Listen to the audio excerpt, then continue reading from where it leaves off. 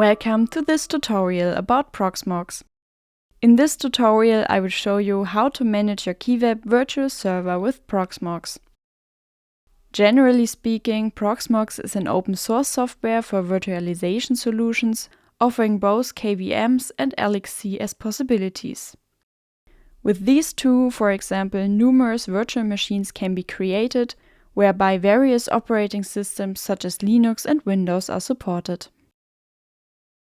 The login to Proxmox will be sent to you by email after ordering your virtual server with the server details. And you will also find this link to the login via the customer portal KCP.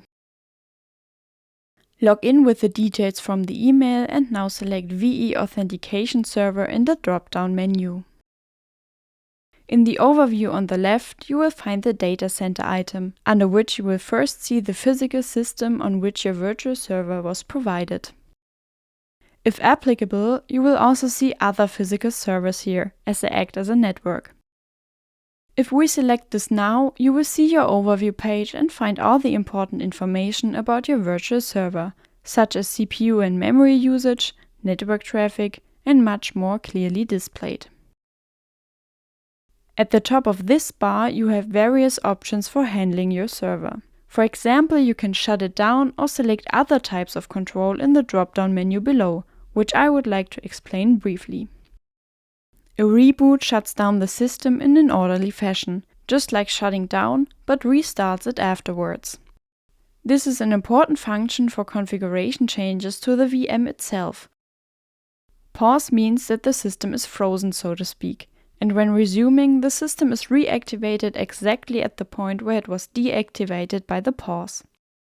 You can also put your system into a standby mode. With stop, you end the system immediately as if you were pulling the power cable, and with the last option reset, your system is restarted. With these different options, you can control your virtual server freely and independently. In addition, you also have the option of logging into the local console of your VM, for example to correct faulty changes or perform other actions there.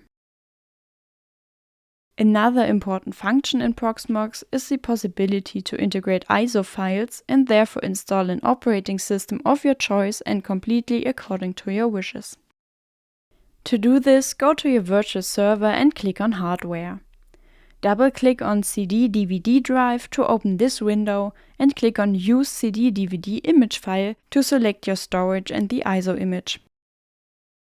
If you have any questions about the backup, please contact our support.